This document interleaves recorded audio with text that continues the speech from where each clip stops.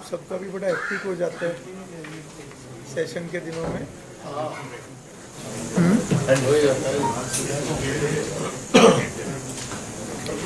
अभी तो लाइव नहीं है ना?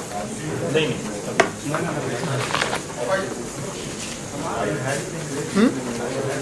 लाइव है।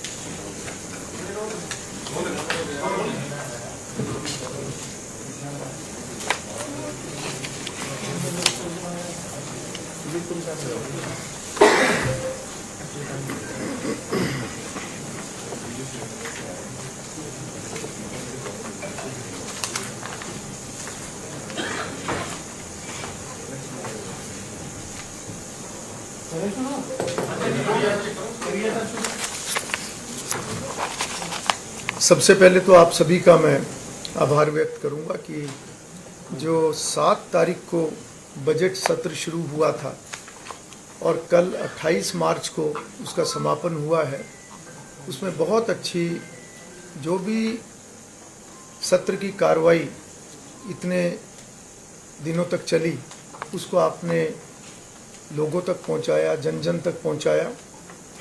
उसके लिए मैं विशेष रूप से आप सभी का धन्यवाद करता हूं। और ये बजट सत्र एक अपने आप में एक बहुत अच्छा ये रहा। इसके अंदर 13 सिटिंग्स इसमें हुई हैं और 13 सिटिंग्स के साथ साथ इसमें जो 5 दिनों का जो रिसेस पीरियड था उसमें बजट रिलेटेड जो कमेटीज़ थी उन्होंने अपनी मीटिंग्स की, उन्होंने बजट का अध्ययन किया और उसके बाद अपने सुझाव उन्होंने सदन के अंदर और सदन के माध्यम से सरकार को दिए। इस बजट सत्र में 18 विधेयक बिल्स पास हुए हैं, जिसमें 2 एप्रोप्रिएशन बिल भी रहे और इन 13 बैठकों का जो समय रहा है वो लगभग 3500 मिनट रहा है। 3498 मिनट, लगभग 58 घंटे के करीब इसका समय रहा है। और एक बहुत अच्छा इसमें विषय ये है कि इन 13 बैठकों के अंदर जो भी बिजनेस तय किया गया था, जो टाइम, जो शेड्यूल जो इसका बना था, उसके हिसाब से 114% की उत्पादकता इसमें रही है। यानी जितना समय और काम तय किया था उससे बढ़कर इन 13 सिटिंग्स के अंदर काम हुआ है। और मैं विशेष रूप से सभी माननीय सदस्यों का आभार व्यक्त करूंगा कि उन्होंने एक बहुत ही सार्थक चर्चा सभी माननीय सदस्यों ने, चाहे वो विपक्ष के सदस्य थे चाहे वो सत्ता पक्ष के सदस्य थे, उन्होंने बढ़ चढ़कर इसके अंदर हिस्सा लिया है। और 70% से भी ज़्यादा सदस्यों ने रेगुलरली इस सदन को अटेंड किया है। तो ये भी एक बहुत एक इम्पॉर्टेंट पॉइंट है कि एक रुचि ज़्यादा सदस्यों ने दिखाई है। विशेष रूप से मैं उल्लेख करूंगा नए सदस्यों का भी, उन्होंने भी काफ़ी इसके अंदर जो है रुचि दिखाई है। और एक विषय ये भी है कि सत्र में कोई इस प्रकार का व्यवधान नहीं हुआ जिसके कारण से कोई सदन को, सभा को स्थगित करना पड़ा हो या किसी को नेम करना पड़ा हो। तो ये भी सब एक बहुत अच्छी एक, मैं इसको कहूँगा कि एक अच्छी परंपरा की तरफ हरियाणा विधानसभा आगे बढ़ रही है। और एक राज्य गीत वो भी इस बजट सत्र के अंदर जो लाया गया है और उसको कल सदन ने पास किया है, तो ये हरियाणा प्रदेश के लिए एक बहुत बड़ा सौभाग्य और गौरव का वो क्षण था जब हमें हमारा एक राज्य गीत मिला है। 2212 लोगों ने सदन की कार्रवाई को देखा है जो एक जन जन तक विधायिका का विषय जाए, लोगों की रुचि उसके अंदर हो, लोग उसके अंदर अपनी सहभागिता बढ़ाएं अलग अलग स्तर पर, उस नाते से लगभग 2,200 लोगों का सदन की कार्रवाई को देखना, ये भी एक बहुत, इसको मैं इम्पोर्टेंट समझता हूँ। और इसके अंदर जो अलग अलग जो विषय रहते हैं, सबसे पहले माननीय राज्यपाल का अभिभाषण होता है और राज्यपाल जी के अभिभाषण के बाद जो उसके ऊपर चर्चा होती है, उसमें लगभग 46 सदस्यों ने उसमें भाग लिया है और उसकी 5 बैठकें जो निर्धारित की गई थी, उसमें 11 घंटे और 33 मिनट की ये चर्चा हुई है, जिसमें कांग्रेस के माननीय 20 सदस्यों ने 4 घंटे और 9 मिनट तक उस चर्चा में भाग लिया। भारतीय जनता पार्टी के 23 सदस्यों ने 3 घंटे 58 मिनट भाग लिया। इंडियन नेशनल लोकदल के 2 सदस्यों ने उसमें 22 मिनट उसके अंदर चर्चा में हिस्सा लिया और सदन के नेता माननीय मुख्यमंत्री ने उसमें जो जवाब उस चर्चा का जो दिया है, उन्होंने 2 घंटे और 56 मिनट का उनका वो जवाब रहा है। इसी प्रकार से बजट, वो मैं सारी इन्फॉर्मेशन आपको अलग से भी प्रोवाइड करूंगा। इसी प्रकार से जो बजट के ऊपर चर्चा हुई है, बजट के ऊपर 11 घंटे और 57 मिनट चर्चा हुई है, जिसमें से 8 घंटे 26 मिनट में 46 सदस्यों ने उसके अंदर हिस्सा लिया और मुख्यमंत्री जी ने जो उसका जवाब दिया है वो 3 घंटे और 31 मिनट उन्होंने उसका जवाब दिया है। जहाँ तक माननीय सदस्यगणों की चर्चा में हिस्सा लेने की बात है, तो कांग्रेस के 21 सदस्यों ने 257 मिनट चर्चा में भाग लिया। भारतीय जनता पार्टी के 21 सदस्यों ने 215 मिनट तक इसमें हिस्सा लिया। इनेलो के 2 सदस्यों ने 19 मिनट में अपनी बात रखी और निर्दलीय 2 माननीय सदस्यों ने 15 मिनट का समय उसमें लिया है। एक और जो महत्वपूर्ण एक विषय मैं इसमें रखूंगा कि जितने भी नोटिसेस आते हैं, चाहे उसमें प्रश्न है, चाहे उसमें कॉलिंग अटेंशन है, चाहे उसके अंदर शॉर्ट ड्यूरेशन डिस्कशन है, या उसके अंदर जो एक गैर सरकारी प्रस्ताव हैं, उन सब की अगर मैं बात करूं तो 10 प्रश्नकाल इस बार रहे हैं। 10 प्रश्नकालों में 200 प्रश्न, क्योंकि एक प्रश्नकाल में 20 प्रश्न आते हैं, तो 200 प्रश्न जो हुए, तो इस बार 87% जो जवाब हैं, वो प्रश्नों के जवाब इस बार सदन में दिए गए हैं। ये एक बहुत ही एक ऐसा मैं कहूँगा कि जो समय का की मैनेजमेंट और जो एक सभी ने एक सही तरीके से जो ये टेकअप हुआ क्वेश्चन आवर, तो उसमें ज़्यादा से ज़्यादा सदस्यों के प्रश्नों के जवाब इस बार सदन में दिए गए हैं। और उसके साथ साथ जो अनस्टार्ड क्वेश्चन है वो 187 आए थे, जिनमें से 144 को एडमिट किया गया। ध्यान आकर्षण सूचनाएं 54 प्राप्त हुई थी, जिनमें से 19 को स्वीकार करके उनको एडमिट किया गया। और गैर सरकारी प्रस्ताव इस बार आया था, उसको भी इस बार सदन में चर्चा के लिए रखा गया। और इसी प्रकार से शॉर्ट ड्यूरेशन डिस्कशन वो भी 3 आए थे, तीनों को स्वीकार करके उनके ऊपर चर्चा कराई गई। और इसमें बहुत महत्वपूर्ण ये है कि बहुत से ऐसे विषयों के ऊपर इस बार हाउस में चर्चा हुई है जो वास्तव में इम्पोर्टेंट हैं, पब्लिक इम्पोर्टेंस के हैं और जिन पर वास्तव में सरकार का ध्यान जाना चाहिए, इस नाते से कि उसके ऊपर और अच्छा काम आगे हो सके। और बहुत अच्छे तरीके से सदस्यों ने उसके ऊपर चर्चा भी की है, चाहे उसके अंदर पोल्यूशन की बात है, चाहे मेडिकल की बात है, कैंसर की बात है, नेचुरल फार्मिंग की बात है, पॉन्ड्स की बात है, नहरी पानी की बात है, पानी की पीने के पानी की गुणवत्ता की बात है, चाहे उसमें सिंथेटिक नशे की बात है, चाहे विदेश भेजने का जो एक मुद्दा है उसके ऊपर बात है, या उसमें एजुकेशन जिसके अंदर स्कूलों के ऊपर और जो एजुकेशन डिपार्टमेंट की जो स्कीम्स होती हैं गरीब बच्चों को लेकर, गरीब परिवारों को लेकर, ऐसे सभी विषयों के ऊपर हाउस में बहुत अच्छी इस बार चर्चा हुई है। साथ ही साथ जो गैर सरकारी प्रस्ताव जो ट्रैफिक मैनेजमेंट के ऊपर, तो ऐसे सभी विषयों के ऊपर इस बार चर्चा हुई है। 15 कट मोशंस भी हाउस में इस बार आए हैं। इसी तरीके से जो शून्यकाल रहता है, शून्यकाल को इस बार और व्यवस्थित करके उसका समय और बढ़ाकर, जो माननीय सदस्यों को 3 मिनट का समय मिलता था, हमने इस बार वो समय बढ़ाकर 5 मिनट किया। और सभी माननीय सदस्यगणों से ये आग्रह भी किया गया था कि ज़्यादा समय सबको मिलेगा, मगर उसकी जो चर्चा है, चर्चा का स्तर और बेहतर हो, ताकि जब भी बजट और माननीय राज्यपाल के अभिभाषण पर चर्चा होती है तो डायरेक्टली उसके ऊपर सभी अपने कॉन्स्टिट्यूएंसी की डिमांड्स के ऊपर ना आकर प्रदेश के विषय भी रखें। और मुझे खुशी है कि इस बार बहुत सारे सदस्यों ने, अधिकतर सदस्यों ने प्रदेश स्तर के विषयों को अपनी चर्चा के अंदर शामिल किया है। और जो 0 आवर के अंदर उनको समय अतिरिक्त मिला है, वो समय उन्होंने कॉन्स्टिट्यूएंसी की जो उनकी डिमांड थी, अन्य और विषय थे, उनको उन्होंने उसके अंदर रखा है। कुल 6 0 आवर इस बार हुए, जिसके अंदर 6 घंटे लगभग कार्रवाई चली है। 66 सदस्यों ने उसमें भाग लिया है।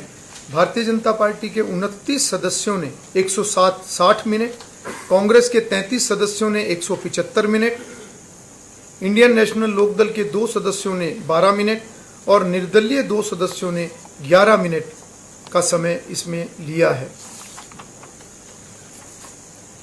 इसी तरीके से कुछ नई पहल भी इस बार की गई हैं, जैसे कि 2 नई विधानसभा की समितियां वो इस बार हाउस ने पास की हैं, जिनका पहले भी जिक्र हुआ था।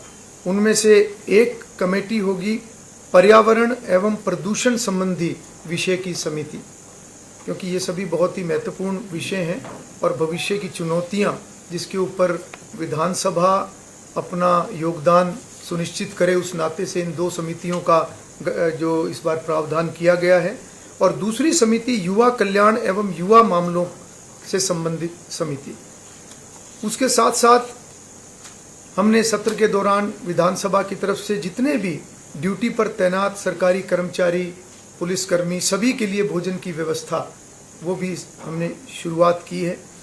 और उसके साथ साथ सदन के अंदर ये भी जानकारी दी गई है कि इस बार माननीय सदस्यगणों के लिए एक शॉर्ट ओरिएंटेशन प्रोग्राम जो पहले रखा गया था, उसके बाद प्राइड के माध्यम से 8 और 9 जनवरी को 2 दिन का कर्मचारियों के लिए एक प्रशिक्षण वर्ग रखा गया था।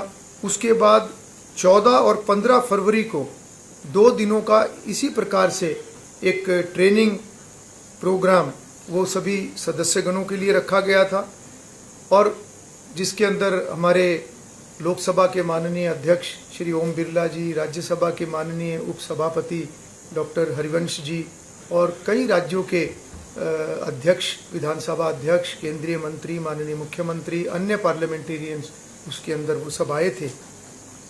इसी प्रकार से पिछले समय में मैंने 5 विधानसभाओं को मैंने विजिट किया है। उसके अंदर उत्तर प्रदेश, बिहार, गुजरात, हिमाचल प्रदेश और पंजाब, इन सभी विधानसभाओं में मैंने वहाँ की जितने भी उनकी संसदीय प्रणाली है, विधायी कार्य, उनके नियम हैं, उन सब को का अध्ययन वहाँ पर किया गया है। ये सभी जानकारियाँ इस सत्र के दौरान सभी माननीय सदस्यों को दी गई है। इस सत्र में कुछ ऐसी ऑब्जर्वेशंस भी बीच बीच में दी गई हैं, चाहे वो सदन की गरिमा को लेकर है, चाहे वो नियमों का पालन करने की बात है, चाहे सभी को समान अवसर मिलने के बाद वो चर्चा सार्थक हो, लोगों के हित में हो, इस प्रकार की, और चाहे वो एक संतुलन की बात हो, चाहे सत्ता और विपक्ष के बीच में एक जो संतुलन होता है, इस प्रकार की सभी बातें बीच बीच में अच्छे तरीके से चली हैं। और साथ ही जो एक हरियाणा विधानसभा की एक भविष्य का एक रोड मैप, उसका भी सभी माननीय सदस्यगणों को उसकी जानकारी दी गई है, चाहे उसके अंदर एक रिसर्च विंग आने वाले समय में जिसका जो हम स्थापित करने की हमारी योजना है, चाहे इसके अंदर आर्टिफिशियल इंटेलिजेंस बेस्ड जो सभी रिकॉर्ड को डिजिटलाइज करने की बात है, चाहे इसके अंदर जो एक जो विधायिका के एक मूल सिद्धांत हैं और जागरूकता के नाते हर वर्ग की इसमें सहभागिता बढ़े और जो छोटी विधायी संस्थाएं हैं उनके अंदर भी एक संविधान के प्रति, विधायी कार्यों के प्रति जो एक रुचि बढ़े, उस नाते से एक सम्मेलन जो आने वाले समय में, जिसका बजट भाषण के अंदर माननीय मुख्यमंत्री जी ने भी उल्लेख किया है, तो वो भी एक जानकारी दी गई है कि आने वाले समय में हम Panchayati Raj, urban local body, cooperative society, इन सभी के जो प्रतिनिधि हैं उनके सम्मेलन हम आयोजित करेंगे। और साथ ही साथ इसमें स्टूडेंट्स को इन्वॉल्व करने के नाते से उनके सम्मेलन भी होंगे और यूथ पार्लियामेंट का आयोजन भी होगा जो 31 तारीख को हमारी विधानसभा में, और दूसरा यूथ पार्लियामेंट 2 और 3 अप्रैल को, ऐसे 2 यूथ पार्लियामेंट का आयोजन अगले एक सप्ताह के अंदर वो किया जाएगा। और साथ ही साथ हम महिलाओं की भी विधायी कार्यों में रुचि बढ़ाने के नाते से, वो जागरूकता बढ़ाने के नाते से, जो हमारी सेल्फ हेल्प ग्रुप की महिलाएं हैं, जो समाज में एक महिला वर्ग में एक लीडर्स वो होती हैं, उनके भी सम्मेलन आने वाले समय में हम करेंगे। और साथ ही साथ नए विधान भवन को लेकर और बाकी इस प्रकार की जो भी जानकारियां वो सदन में दी गई हैं, और ये भी मैंने एक सदन में अनाउंस किया है कि आने वाले समय में एक जो प्राकृतिक खेती का विषय जो आया था उसको लेकर भी हम एक सम्मेलन, जिसके अंदर हम सभी सदस्यों को उसमें इन्वॉल्व करेंगे ताकि वो भी फील्ड में ज़्यादा से ज़्यादा इस विषय को लोगों के अंदर आगे बढ़ा सकें। तो मैं समझता हूँ कि विधायिका और बेहतर तरीके से काम करे और आने वाले समय में विधान मंडलों के माध्यम से सरकार को ज़्यादा से ज़्यादा हम चर्चा के माध्यम से समाधान दे सकें, जो एक इस प्रकार का रोल होता है, उसमें हरियाणा विधानसभा सही तरीके से इस रोल में अपने आप को रख सके और बेहतर तरीके से काम कर सके, वो एक लक्ष्य रहेगा। मैं आप सभी का पुनः बहुत बहुत धन्यवाद करता हूँ। आपकी तरफ से और किसी प्रकार का कोई सवाल है तो आप कर सकते हैं। सबसे लंबा सेशन बताया जा रहा है 66 से लेकर आज तक। काफ़ी लंबा ये रहा है। पुराने समय में पहले सर जो सबसे छोटा शॉर्टेस्ट पीरियड का सेशन कौन सा था और इसके अलावा कौन सा सेशन था जो 10 या 12-15 दिन तक चला? देखिए, इस प्रकार का सारा सब चीज़ें रिकॉर्ड में हैं। कुछ लंबे सेशन भी पुराने समय में चले हैं और बीच में जो सदन का समय है वो कम भी हुआ है, परंतु आज हमारा ये लक्ष्य है कि सत्र लंबे चलें, सभी सदस्यों को ज़्यादा से ज़्यादा अपनी बात रखने का मौका मिले, और जितना समय मिलेगा अगर वो समय सार्थक चर्चा अगर सदस्य उसमें करेंगे तो मैं समझता हूँ कि सरकार को एक बहुत अच्छा होमवर्क इसमें मिलता है, क्योंकि चर्चा के अंदर से ही समाधान निकलते हैं। समाधान जब हम सरकार को देंगे तो निश्चित रूप से सरकार के लिए भी चीज़ों को आगे बढ़ाना आसान हो। ये सर पीरियड कुछ बढ़ाया गया है पिछले सत्रों से, तो क्या सभी सदस्यों के प्रश्न जो है स्वीकार किए जा रहे हैं या कुछ बाकी रहते हैं? देखिए, प्रश्न जो भी एडमिट होते हैं 2 प्रकार के होते हैं। एक स्टार्ट क्वेश्चन होता है जिसके अंदर सदन के अंदर ओरली उसका जवाब दिया जाता है मंत्री द्वारा, और दूसरा अनस्टार्ड होता है जिसका जवाब माननीय सदस्य को भेजा जाता है। तो जो भी इस प्रकार के सवाल आते हैं अगर वो रूल्स के मुताबिक है, विषय ठीक है, तो उसको एडमिट किया जाता है, सरकार को भेजा जाता है। और अगर स्टार्ड क्वेश्चन की संख्या ज़्यादा होती है तो ड्रॉ निकालकर, ड्रॉ के माध्यम से जितनी हमारी सिटिंग्स हैं, जितने क्वेश्चन आवर हैं, उसी तरीके से उतनी संख्या को ड्रॉ के माध्यम से निकाला जाता है। एक करके प्लीज। नए विधानसभा जो भवन है, क्योंकि आपके डिलिमिटेशन भी होनी है, सीटों की संख्या बढ़नी है, उसका भी क्या स्टेटस है? मतलब एडमिनिस्ट्रेशन से बात हो गई है जुड़ने के लिए?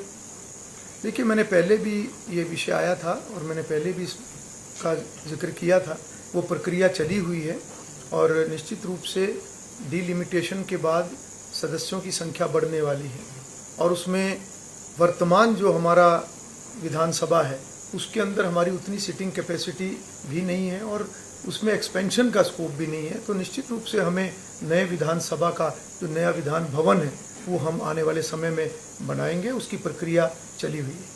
स्पीकर साहब, बहुत अच्छा सेशन चला है, बहुत लंबा और बहुत अच्छा सेशन चला है, लेकिन एक ऐसी अप्रिय घटना हुई है वो अरविंद शर्मा और दादा राम कुमार गौतम के बीच में, जिसकी चर्चा भी प्रदेश में बहुत ज्यादा हुई है। दोबारा इस तरीके की स्थिति ना पैदा हो विधानसभा में, इसको लेकर क्या आपने एक्सपीरियंस लिया है? देखिए, बीच बीच में इस प्रकार के विषय मैंने भी लिए हैं, चाहे उसमें नियमों प्रक्रियाओं के हिसाब से सदन चले, माननीय सदस्यों का आचरण ठीक रहे, सभी सदन की मर्यादा को बनाकर रखें। और मैं समझता हूं कि इस प्रकार की कोई भी टिप्पणी न केवल वो अशोभनीय होती है, बल्कि मैंने कल भी सदन के अंदर ये विषय रखा है कि कोई भी हम ऐसा शब्द या कोई भी इस प्रकार की बात हम ना करें जिससे कि सदन की गरिमा कम हो, क्योंकि एक सर्वोच्च, ये एक ऐसा एक स्थान है जहाँ पर प्रदेश और प्रदेश के लोगों का भविष्य तय होता है। मैंने इस बात को भी रखा है, मैंने एक उदाहरण भी दिया है। ब्रिटिश किंग ने एक बार स्पीकर से ये प्रश्न किया था कि स्पीकर का रोल क्या होता है, तो मैंने ये हाउस के अंदर भी बताया कि स्पीकर की जिम्मेवारी होती है कि जो रूल्स बने हैं, जो प्रक्रियाएं बनी हैं, जो एक प्रेसिडेंट्स हैं, जो परंपराएं हैं, जो अच्छी सभी इस प्रकार से हाउस को चलाना और उस हाउस को सही तरीके से वो हाउस चले जिसके माध्यम से लोगों को लाभ हो, तो वो एक विशेष रोल स्पीकर का होता है। और वो मैंने उस उदाहरण के अंदर ये भी मैंने कोट करते हुए बताया कि उस समय के स्पीकर ने जो जवाब दिया था वो जवाब था कि speaker is a servant of the house and not it's master. तो इसी प्रकार से ये सभी सदस्यों के ऊपर भी लागू होता है कि कोई भी माननीय सदस्य वो जनता का प्रतिनिधि है, और ये बात हम सब ध्यान रखें, ये भाव हमारे अंदर हो कि हम जनता के प्रतिनिधि हैं, असली मालिक जनता है जो हमें चुनकर भेजती है, और जो कानून यहाँ पर हम बनाते हैं उस जनता की भावनाओं के अनुरूप हम उन विषयों को रखकर, उन विषयों से कानून बनाकर उन जनता को उसका लाभ हो, प्रदेश का लाभ हो, ये हमारा रोल है। तो मैं पुनः इस बात के लिए आग्रह आने वाले समय के लिए भी करूंगा कि हम सदन की मर्यादा को बनाकर रखें, जिससे जो लाभ है वो प्रदेश के लोगों को हो। सर, ये जो विधानसभा की कार्यवाही है, ये आपने बताया कि 2212 यानी 2212 लोगों ने देखी है, लेकिन ये 15वीं विधानसभा का पहला बजट सत्र था। आगामी बजट सत्र पे कैसा कोई मैकेनिज्म तैयार करेंगे सर कि विधानसभा के लोगों के साथ एक ऐसा कोई डिजिटल प्लेटफॉर्म हो जिसके ऊपर पूरी कार्रवाई लोग देख सके? क्योंकि जब टीवी मीडिया पे या किसी सोशल मीडिया पे जाती है तो वो जितनी जरूरी है उतनी चलाते हैं या जो भी, तो आपको विधानसभा का मैकेनिज्म ऐसा बनाएंगे सर कि लोकसभा की तर्ज पर इस तरीके का मैकेनिज्म बने कि लोग जो विधानसभा के लोगों पे देख सके सर? देखिए, हमारा पटना के अंदर स्पीकर्स कॉन्फ्रेंस अभी 1.5 महीने पहले हुई थी और उसके अंदर कुछ प्रस्ताव उसमें पास किए गए थे, जिसका मैंने अभी बताया कि पूरे राज्य में हम सम्मेलनों का आयोजन करेंगे। हरियाणा विधानसभा उसका आयोजन करेगी, लोकसभा का सहयोग रहेगा और हरियाणा सरकार का उसमें सहयोग रहेगा। इसी में एक संकल्प ये भी था कि जैसे प्रधानमंत्री जी का एक स्वप्न है, एक देश एक विधायिका, तो उसके चलते एक डिजिटल प्लेटफॉर्म इस प्रकार का बनाने की दिशा में पार्लियामेंट काम कर रहा है। और हमने भी पिछले दिनों में हरियाणा विधानसभा में उसकी एक प्रेजेंटेशन हमने देखी है, जिसमें आर्टिफिशियल इंटेलिजेंस बेस्ड डिजिटलाइजेशन, जिसमें सारे देश के सभी विधान सभाएं, सभी विधानमंडल एक प्लेटफॉर्म पर होंगे और उसमें किसी भी विधानसभा का कोई भी अच्छा कार्य, कोई भी वहाँ की परंपराएं, किसी भी टॉपिक पर बोला हुआ कोई भी दिया हुआ भाषण, वो सब उसके अंदर होगा। और उसमें कोई भी व्यक्ति किसी भी विषय पर खोज करना चाहता है तो उसमें से निकालकर वो अपनी जानकारी को अपडेट कर सकता है। कौन सी विधानसभा में क्या नया प्रयोग किया गया है, कहाँ पर कोई नया इनिशिएटिव लिया गया है, उसके माध्यम से हर राज्य एक दूसरे के सभी प्रैक्टिसेस को साझा करते हुए आगे बढ़ सके, उस पर हम काम कर रहे हैं। लाइव प्रसारण से यूट्यूब या फेसबुक पर देखिए, वो एक देखिए देखिए ये दोनों चीजें हैं, मैं क्लियर कर देता हूँ। उसमें क्या है, सोशल मीडिया पर कई बार जैसे दादा गौतम का या अरविंद शर्मा का जो झगड़ा था, जो आपने कार्रवाई से निकाल दिया, लेकिन इसके बावजूद वही कंटेंट शेयर हो रहा है, तो आप कोई ऐसी, मैं उसकी बात कर रहा हूँ कि आपके विधानसभा के लोगों के साथ ऐसा कोई डिजिटल मोड हो जिसपे लोग जो कार्रवाई देखें, वो जो कार्रवाई एक्चुअल जो आपने कार्रवाई में से निकाल दी है वो चीजें। देखिए उस दिशा में भी हम सोच रहे हैं, परंतु ये जो मैंने अभी आपको बताया है ये भी उसी दिशा में और एडवांस जो भविष्य की जो योजना है वो मैंने आपको बताई है। निश्चित रूप से हम इस तरफ सोच रहे हैं। स्पीकर साहब, हम अपनी दुविधा आपसे बताना चाहते हैं। जो अनुभव पिछले सदन में हुआ, एक बात की तो तारीफ करनी पड़ेगी कि जिस तरह का सदन चला वो वाकई तारीफ के काबिल है। 114% जो उत्पादन इस पूरे सदन में हुआ, सभी सदस्यों ने बोला। 18 बिल मुझे लगता है शायद पहली बार एक सत्र में पास किया गया होगा, अगर रिकॉर्ड देखा जाए। आप 280 करोड़ का रिप्रेजेंटेशन है हरियाणा का विधानसभा के अंदर वो बात नजर भी आई, लेकिन दुख के साथ कहूंगा कि वो बात विधानसभा के बाहर नजर नहीं आती। जब कवरेज की बात आती है, मीडिया कवरेज की बात आती है, तो साफ साफ नजर आता है कि उसमें पक्षपात किया जा रहा है। हमारे जैसे चैनलों को किसी भी तरह की कवरेज या फुटेज प्रोवाइड नहीं की जाती है। क्यों? अनुभव की बात किया जाए तो मैं तमाम वरिष्ठ चैनलों में काम कर चुका हूं, अनुभव भी 20 साल से ज्यादा का है। इसके बावजूद मैं अपनी बता रही, ऐसे कई मीडिया पर्सन्स हैं जिनको फुटेज नहीं प्रोवाइड की जाती है, उनको बैठने का स्थान नहीं है। जिस लॉबी में हम बैठ करके चैनल सुनना चाहते हैं, वहां इतना शोर होता है। कल एक अप्रिय घटना सदन के अंदर भी घटी, जब राज्य गीत बज रहा था तो राज्य गीत का ऑडियो जो है बीच में रुक रहा था।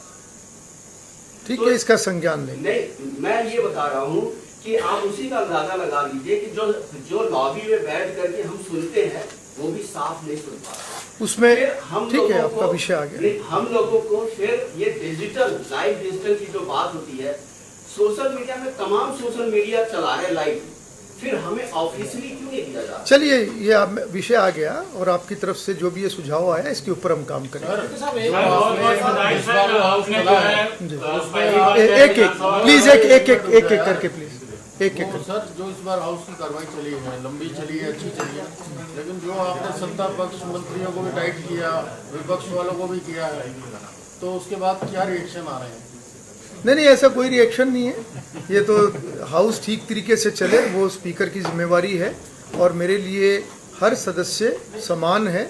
और मैंने ये प्रयास किया है कि सबको बोलने का भी अवसर मिले, और जहाँ भी कहीं समय बच सकता है या कोई एक रेलेवेंट विषय से बाहर बात जाती है तो उसमें स्पीकर को इंटरवीन करना पड़ता है।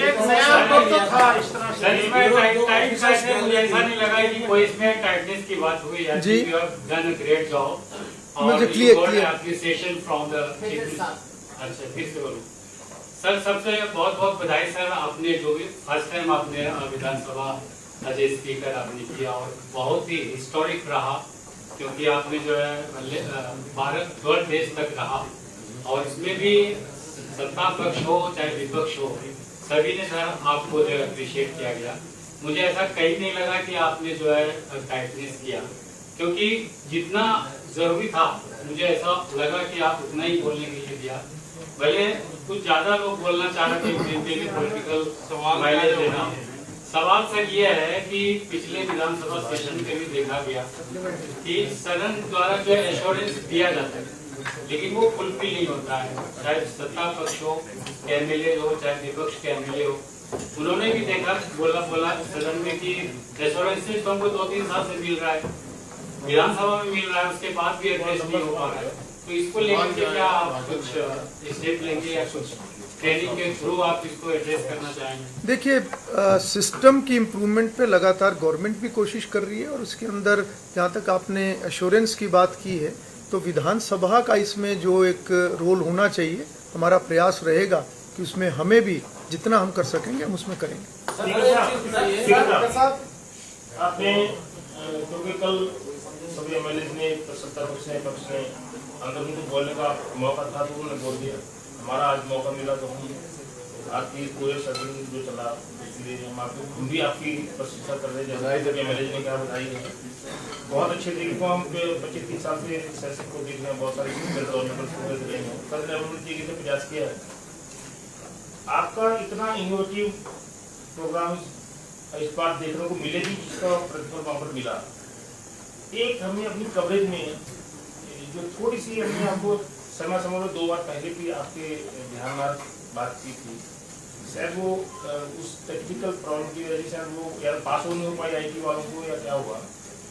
राज्यपाल के अभिभाषण पे जब तक डिजिटाइज नहीं था या डिजिटाइज भी हो गया था हमारा, तब भी हमें कॉपी मिलती थी और उस पर लिखा हुआ था कि राज्यपाल महोदय का अभिभाषण अगर 2 बजे स्टार्ट कर रहे हैं तो 4:30 बजे से पहले प्रसारित न किया जाएगा। और बजट में भी ऐसे होता, 2 घंटे का लगभग समय होता था। हमें न तो राज्यपाल के भाषण की प्रति हार्ड कॉपी मिली और न ही हमें वहां पर जब राज्यपाल का भाषण पढ़ा जा रहा था नेवा पोर्टल पे आई।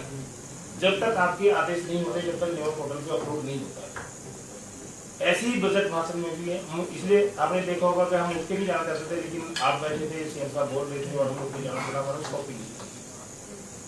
तो विषय ये बड़े गंभीर थे जिसपे माननीय स्पीकर महोदय के हमें पता चला कि स्पीकर साहब ने ही ये मना किया है कि हम नेवा पोर्टल में नहीं आएंगे, तो हम उस पर इंटरेक्ट नहीं हासिल कर सकते थे। इसलिए हमने आज अपनी बात ये रखी है। इसमें क्योंकि बहुत सारे नेगेटिव आपके हैं, एक इसके साथ और मामला है कि वो एक एडिशनल है, वो हमें बेनिफिट दे रहे हैं कि नेवा पोर्टल पे PDF फाइल हमारी आ जाती है। एक उसमें टेक्निकल और बात अगर आप जोड़ सकते हैं, MS वर्ड एक फाइल होती है, अगर उसमें भी अपलोड हो जाए तो वो सॉफ्ट कॉपी एक प्रकार से हमें यूपी मिल जाती है, उसमें से बहुत सारा अगर मिल जाता है। क्वेश्चंस होते हैं सॉफ्ट कॉपी में, सॉफ्ट कॉपी नहीं होते। देखिए, इसमें ये एक ऐसा विषय है जिसमें कुछ चीज़ें नियमों से बंधी हैं और उसमें मैं अभी समय रहेगा अभी हमारे पास, तो इसमें मैं एग्जामिन करा लूँगा। इसमें अगर कुछ हो सकेगा, जो भी व्यवहारिक हो सकेगा, मैं इसको जरूर कोई बदलाव भी करना होगा। अगर व्यवहारिक वो होगा तो मैं जरूर करूँगा। आपने हाउस में नोटिस की थी, आपने अधिकारियों को कहा भी कि गैलरी खाली रहती है और ये आमतौर पर तब खाली होती है जब डिस्कशन चल रहा होता है, या गवर्नमेंट पे होगा या बजट पे होगा या उस निकाल चल रहा होगा। उस टाइम ऑफिसर गैलरी में नहीं होते हैं, वो तभी बैठते हैं जो CM साहब होते हैं, दवाई चले जाते हैं। आपने इसको नोटिस भी किया और उस पर कहा भी। ऐसे ही शिकायत भी है कुछ MLA की, आपके पास रिटर्न में भी आई है कि ब्यूरोक्रेट जो जिलों में बैठे हैं वो सुनवाई नहीं कर रहे हैं, फोन तक नहीं उठाते हैं। तो इस पे आप एज स्पीकर क्या संज्ञान है?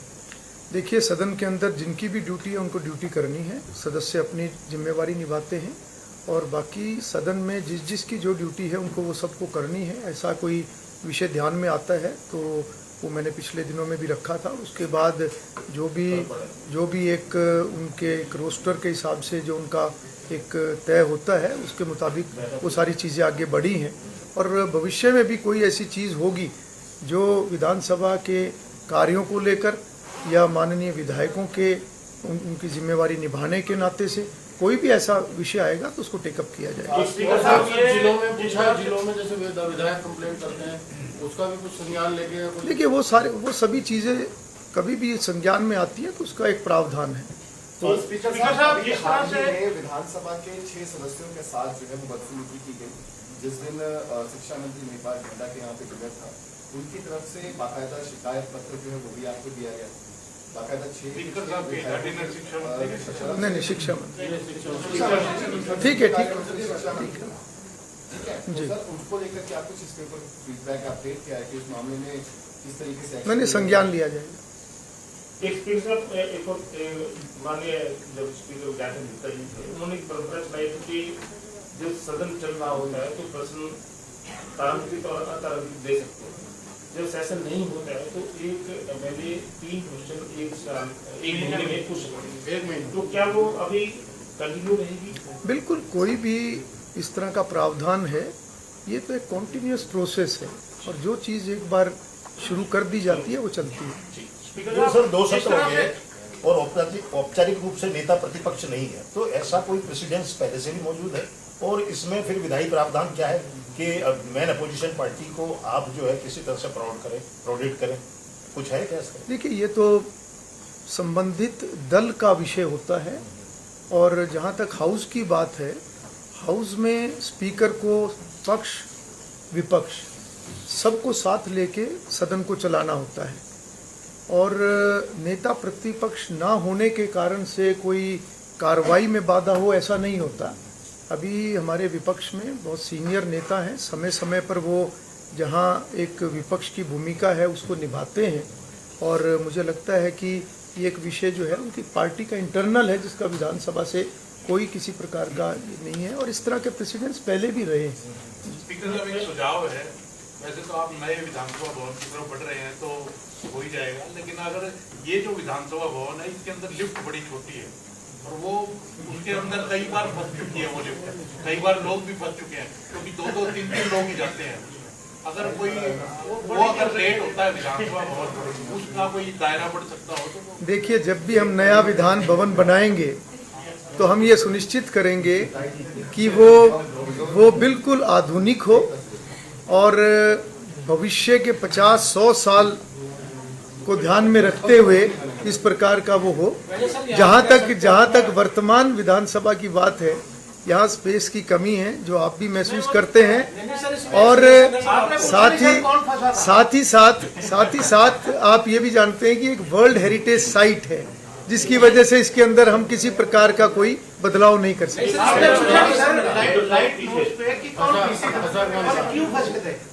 वो बहुत सारी जानकारी अभी आपसे भी लूंगा।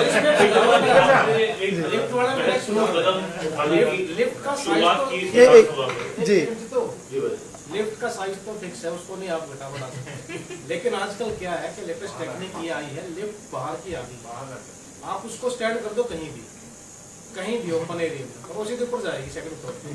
नहीं, ऐसी कोई टेक्नोलॉजी है तो आप भेजिए, हम उसको कंसीडर करेंगे। नहीं, अच्छा सुझाव है, अच्छा सुझाव है जी। आपने एक अच्छी शुरुआत की, प्राकृतिक खेती को लेकर के कोई सेमिनार, किस तरीके के लोग होंगे इस सेमिनार में, कितने स्थायी सेमिनार होगा और साथ ही साथ एक ऐसा ही विषय है जो इसी से कोरिलेट तो करता ही है, भूजल दोहन। वो भी एक बहुत बड़ी समस्या है आए दिन, अगर हम देखें तो। अगर आप ऐसी कोई कवायद कर रहे हैं तो ऐसे विषय पर्यावरण के हो या भूजल दोहन के हो या प्राकृतिक खेती में तो आप कह ही चुके हैं, किस तरीके का एक सेमिनार को लेकर के प्राकृतिक खेती का क्या है और क्या इनको भी उसके अंदर आप शामिल करेंगे इस तरीके की? देखिए, जितने भी ये विषय जो हाउस में चर्चा में आए हैं, इतने विषयों पर चर्चा करवाने का जो हेतु था वो यही था कि विषय जो है वो चर्चा में आए और उसमें लोगों की भी जागरूकता बढ़े और सरकार भी उसका संज्ञान ले। सरकार अपने स्तर पर ऐसे सभी विषयों पर काम करती है, परंतु विधानसभा भी इसमें सक्रिय हो, उसको लेकर ये सभी योजनाएं बनाई गई हैं और हम भविष्य में इसके ऊपर काम भी करेंगे। मेरा एक सवाल ये है, वो सभी हमारी योजना में है, बताया जाए। क्या गवर्नमेंट से कुछ फंड के लिए कुछ आप लोग करेंगे, क्योंकि जो भी आपने जो है प्लान बनाया है कि युवा कल्याण सेमिनार ऑर्गेनाइज करेंगे, महिलाओं को चाहे AI बेस्ड डिजिटाइज डॉक्यूमेंट से जो भी करेंगे, कॉन्फ्रेंसेस, पंचायत, सिविल बॉडीज के लिए करेंगे, तो इसके लिए सर फंडिंग चाहिए क्या गवर्नमेंट को? बिल्कुल, हम इसमें गवर्नमेंट को इन्वॉल्व करेंगे। इसमें लोकसभा का सहयोग रहेगा उनकी एक्सपर्टीज़ के नाते और हरियाणा सरकार का इसमें हम सहयोग लेंगे। जिस डिपार्टमेंट को इन्वॉल्व करना होगा उस डिपार्टमेंट को इन्वॉल्व करेंगे और सबको साथ लेके हम इन विषयों को आगे बढ़ाएंगे। मेरा सवाल ये है, जिस तरह से विधानसभा लगती है तो सभी विधायक आते भी हैं, कुछ आपका सूचित भी करते हैं कि छुट्टी के लिए, मतलब उन्होंने छुट्टी ली है, किन कारणों से नहीं आ सकते। कुछ ऐसे भी हैं जो आपकी तरफ से सूचना नहीं पड़ी गई और लगातार एक आध दिन आकर नहीं आते हैं। हालांकि ये जो पंचायत है सबसे राज्य की सबसे बड़ी पंचायत है, कोई ऐसा इसमें विधायकों की जो उपस्थिति सेशन के दौरान अनिवार्य हो 2-3 दफा वो आए, कोई ऐसा प्रावधान रखा जाएगा? क्योंकि इससे पहले पिछली दफा भी ऐसा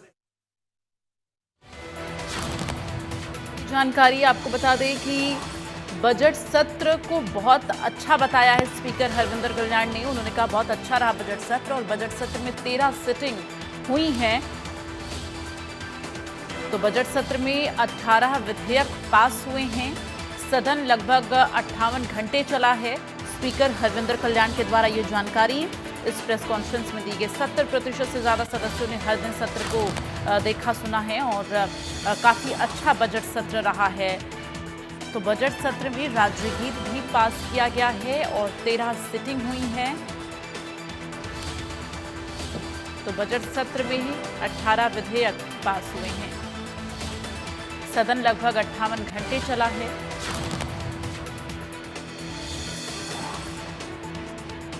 तो बजट सत्र को काफी अच्छा बताया है स्पीकर हरविंदर कल्याण ने और 8 घंटे अपनी बात रखी है। बजट पर 3 घंटे सीएम ने सदस्यों को जवाब दिया, बाकी लोगों ने अपनी बात रखी है। विधानसभा की 2 नई समितियां पास हुई हैं। इस दौरान मैंने 5 विधानसभाओं का विजिट किया